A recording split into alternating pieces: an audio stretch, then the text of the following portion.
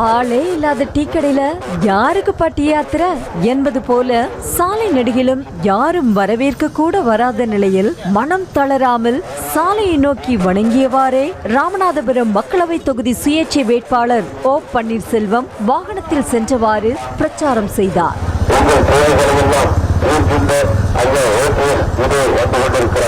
தேர்தல் பரப்புரையில் அமைச்சர் ஏவ வேலு உத்தரவுக்கு கட்டுப்பட்டு ஆம்புலன்ஸ் வாகனத்திற்கு திமுக தொண்டர்கள் வழிவிட்ட சம்பவம் அனைவரது கவனத்தை ஈர்த்தது.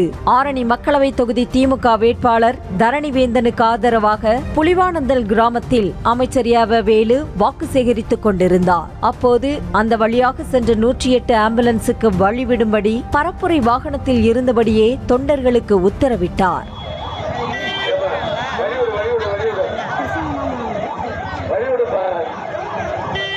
சௌமியா அன்புமணி நாடாளுமன்ற உறுப்பினரானால் காவிரி உபரிநீர் திட்டம், ஒகேனக்கல் கூட்டு குடிநீர் மற்றும் பாசன திட்டத்தை நிறைவேற்றி தர்மபுரி மக்கள் 80% பேருக்கு வேலைவாய்ப்பு கிடைக்க செய்வார் என அவரது மகள் சங்கமித்ரா தெரிவித்தார். தர்மபுரி மக்களவை தொகுதி பாமக வேட்பாளர் சௌமியா அன்புமணியை ஆதரித்து கோட்டை கோவில் பகுதியில் அவரது மகள்கள் இருவரும் வீடு வீடாக சென்று துண்டு பிரசுரங்களை வழங்கி மாம்பழம் சின்னத்திற்கு வாக்கு சேகரித்தனர்.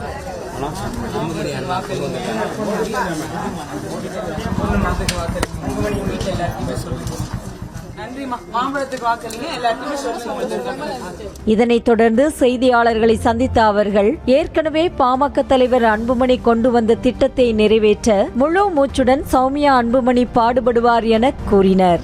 இந்த முறை சௌமியா அன்புமணி அவங்க நாடாளுமன்ற உறுப்பினரா ஆயிட்டாங்கன்னா கண்டிப்பா காவிரி உபரிநீர் திட்டம், அப்புறம் ஒகேனக்கல் இந்த கூட்டு குடிநீர் திட்டம், நீர்ப்பாசன திட்டம், இது எல்லாத்தையுமே அவங்க நிறைவேற்றுவாங்க. இதெல்லாம் அவங்களோட ஒரு அறிக்கையில அவங்களோட ஒரு வாக்குறுதியா வச்சிருக்காங்க.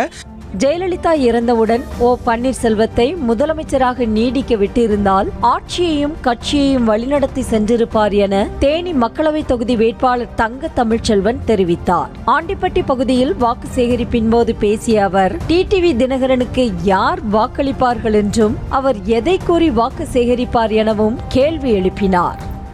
உனக்கு யார் ஓட்டு போடுவா? உனக்கு ஓட்டு போட்டு என்ன பிரயோஜனம்? செய்திகளை உடனுக்குடனும் துல்லியமாகவும் தெரிந்து கொள்ள சப்ஸ்கிரைப் பண்ணுங்க.